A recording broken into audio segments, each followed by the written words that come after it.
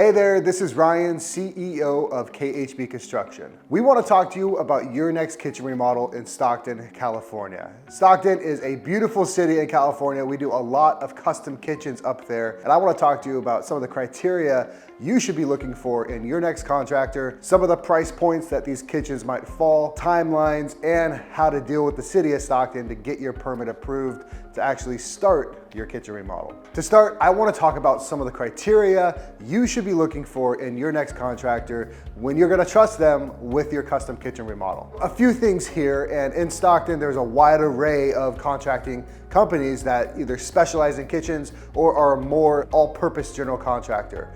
And just like anything else in life, you're gonna get what you pay for 90% of the time. There's a different levels to contracting companies, whether that's a design build firm, a solopreneur, which is like an owner operator of that business. And then there's like some medium-sized companies where maybe they have 2 to 5 employees. When you're talking to these companies, it's very important to know what type of contractor you're talking to.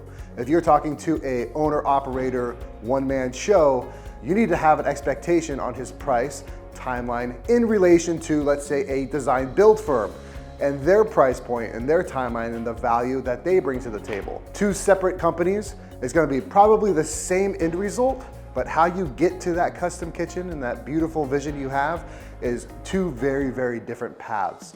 The one where you're going with the solopreneur, it's probably a smaller price point, but a longer timeline. There might be some communication breakthroughs throughout that process, but it's one person. It's easy to get a hold of one person at one time. You don't have to worry about all the hoops of a design build firm. On the design build firm side, you do have a whole team that is working for you. You have your designer, architect, engineer, contractor, and all of that field operation. So it might be a little overwhelming because you have so many points of contact there, but typically you have one point of contact on the job site, one for design, and one for like administrative scheduling purposes. So a lot faster of a timeline, a lot higher of a price point. We've talked about a few different options of contracting companies, design build firms, solopreneurs, medium-sized companies. Now let's talk about the price point your kitchen is most likely gonna come at. And we want to talk about two different types of kitchens here. The first is a transitionary kitchen. This is the kitchen that you're going to be living in for 5 to 15 years, around that ballpark. It is not your forever home, but you want it to be nice, upscale, meet the function that you're looking for, but you don't want to break the bank because you're not living there the rest of your life. Second kitchen here, this is the forever kitchen. This is 20 plus years. Maybe it's an heirloom home you're gonna hand down to your kids or your grandkids. This is the one that you want to actually invest in and put a decent amount of money in to be comfortable for the rest of your life. So let's start with the 5 to 15 year kitchen. How much should you be paying for that? Typically, a smaller kitchen where we're refacing the doors, drawers, repainting, doing new plumbing fixtures, new solid surface, new backsplash, they're typically starting off around $35,000, could be as expensive as $50,000 to $60,000, depending on the size of your kitchen and the materials selected. Obviously, there's a wide variance in material costs, whether that's an $800 slab or a $8,000 slab. A lot of this is variance, and it comes down to what you pick and what your taste is for your kitchen. Now, talking about the forever home kitchen, this kitchen is gonna be kind of reimagined, right? So typically in this kitchen, we are doing all new custom cabinetry. We are changing the location of appliances or the layout of the kitchen for more function on how you're gonna use your kitchen. Typically higher end construction on the cabinets, whether that be stain grade or all hardwood materials, framed inset or frameless construction. And then we usually also have a little bit higher end budget for appliances, solid surface, backsplash, usually doing the flooring in the kitchen or throughout the home, painting, updating electrical. These forever home kitchens usually start off around $75,000 for a smaller kitchen, and we've done them all the way upwards of $150,000 to $200,000. $75,000 is kind of the starting point for this all new custom forever home kitchen. The transitionary kitchen, $35,000 to $55,000 in Stockton. All right, so we know what type of contracting companies you should be talking to. We also know typical price points for these two different kitchens, right? So now let's talk about what you should totally avoid in these two kitchens and what you should ask your contractor to make sure that you are gonna get the kitchen of your dreams. So the first thing here, transitionary kitchen, you want to avoid bouginess. If you have the money, sure, you can buy the $40,000 appliance set, $50,000 appliance set. But this kitchen is not your forever home kitchen. Keep the bouginess to a minimum. There's a lot of ways to make your kitchen look awesome and high-end upscale without spending the upscale high-end price. So my biggest recommendations, save on cost here, is to reface the kitchen cabinets. Don't replace them, especially if you're in a 90s to early 2000s home. You have the golden oak cabinets, which is very typical in Stockton. Keep that cabinet set, do new doors, new drawers, paint the original set. You're gonna save a lot of money there. Stay within $800 to $2,500 for your slabs. Don't go into the natural stone section. If you're getting natural stone and you're not doing a custom forever home kitchen, I feel like it's a waste. You're gonna be paying more in fabrication costs. You're also gonna be paying more per slab for your kitchen, which is gonna inflate cost, and it's just unnecessary for a 5 to 15-year kitchen. Keep lighting in similar locations. So if you have the ballast lights and they're the two, whether recessed or surface mounted, use that existing electrical for recessed lighting in the similar footprint of the kitchen. Don't go running crazy chandeliers or big pendants or adding multiple extra switches in your electrical scope of work. It's unnecessary. It's gonna light up the same space the same way. Keep it minimal on the electrical changes as well. Same thing with plumbing. Keep all your plumbing locations in the same location.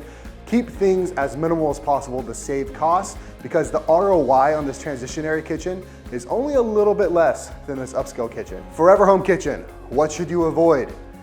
Not much. You should avoid anything that doesn't bring your vision to life in this kitchen. This is the kitchen that you should be budgeting for 5, 10, 15 years in advance.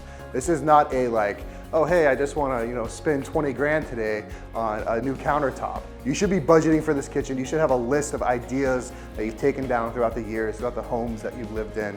And this is like your reward. Maybe this is your second, third, or fourth home here. You've built up equity in your previous homes. Maybe you saved them, refinanced them, and now you're doing this remodel. This is something you should splurge on, is this forever home kitchen. So you should go all out with cabinetry. You should do the highest end of construction you can do. All hardwood interiors and exteriors, whether it's stain grade or paint, do a solid cabinet set, because that's what's gonna be there forever and has to have solid construction to have high integrity. Go all out on the solid surface as well, and the backsplash and appliances. This is just go all in on this kitchen. There's nothing you cannot do if it's something that you want. Let's talk a little bit about the timeline for these two separate kitchens. This first kitchen, the 5 to 15 year transitionary kitchen, typically takes 6 weeks or less because cabinets are staying existing. Everything is like for like locations. It's usually a pretty quick turnaround for these kitchens. So 3 to 6 weeks on the transitionary kitchen. Forever home kitchen. This usually has some structural component to the project, and it's usually, we're doing more than just the kitchen. It's usually flooring throughout the home, which then means we're doing new baseboard, new casing, painting that baseboard and casing, painting the kitchen. A lot longer process here, usually 6 to 9 weeks on the forever home kitchen, but we have done kitchens that have taken 2, 3, 4 months sometimes, depending on how much structural components we're changing. There's been times where we lifted the home up off its foundation and repoured the foundation, and then we're gonna do the kitchen. A lot of other components on the forever home side, but typically 6 weeks plus, 6 weeks or less on the transitionary to forever home kitchen. So let's talk about process, what you should be asking your contractor when you're looking to do your remodel in Stockton. And I wanna share with you our process here at KHB, so you kind of have a benchmark to gauge other contracting companies on. So first of all, if you ask your contractor, hey, what's your process? And they don't have a clear answer, huge red flag. Maybe they just aren't comfortable sharing with you, or maybe they don't have one, but either way, you need to find out before you move forward with that contractor. So typically a design build process looks like this. You fill out a form on our website, or you give us a call. You could also do that here. You can click the link here, go to our website, kitchenhomeandbath.com, fill out the get your quote form. That's kind of step one. And most contracting companies have some sort of intake form. They get your information and reach out to you, or you reach out directly and then they get that information from you. After that step one is done, it's a pre-qualification phone call. On this phone call, you should be sharing with your contractor your vision, your timeline, your budget, your expectations. If you've ever had any previous remodels done, you should be going through all of these kind of get to know you questions to make sure that you and that contractor are gonna be the best fit for each other and that they know all the nuances of your project. Not all kitchens are the same. Every project is custom in its own way, and they all have different nuances with the homeowner in construction. So now we've had the intake, we've had the discovery call. It is time for some sort of consultation on site. Now there are paid consultations, whether that's with the design build firm. There are free consultations, which are usually just put onto the back end of the proposal or somewhere in there as an overhead expense. Either way, someone's coming to your house, they're talking to you about your vision. This should be at least a 30-minute on-site consultation, if not an hour to 2 hours long. Usually they're about an hour, hour and a half for us here at KHB because we do full home scans and all the other amenities that we try to bring to the table. So on-site consult, from there comes the proposal phase. So this is either going to be design phase if you went with the design consult, or a proposal phase, which is going over the hard costs of the project before you get into design. So we have intake form, or at least you reaching out, them getting your information. We have the discovery call, we have the on-site consult, and then we get into proposal and design, and then we get into actual construction. You need to have a contractor that has done this many times. Make sure that they have a solid design to operational handoff, because that is a very important part of this 30,000 foot view here. So project starts, and then you're looking at either 6 weeks or less, 6 weeks or more, depending on your scope of work and your kitchen style. And yeah, that should be an overview of a construction process for your new kitchen in Stockton. So this video has a lot to unpack. There's a lot of value here. I hope you enjoy this video, and I think that this is gonna be a good video for all the people of Stockton looking to remodel their kitchen and kind of tell them how it should be before they start reaching out to contractors. And if you want to talk to me, fill out the form on our website. We do have a get a quote form there. You can also call us directly from our Google business page or on our website. But I would love to consult with you about your next kitchen remodel and kind of show you the steps, 1 through 6 here on how we're going to make this a successful renovation in Stockton.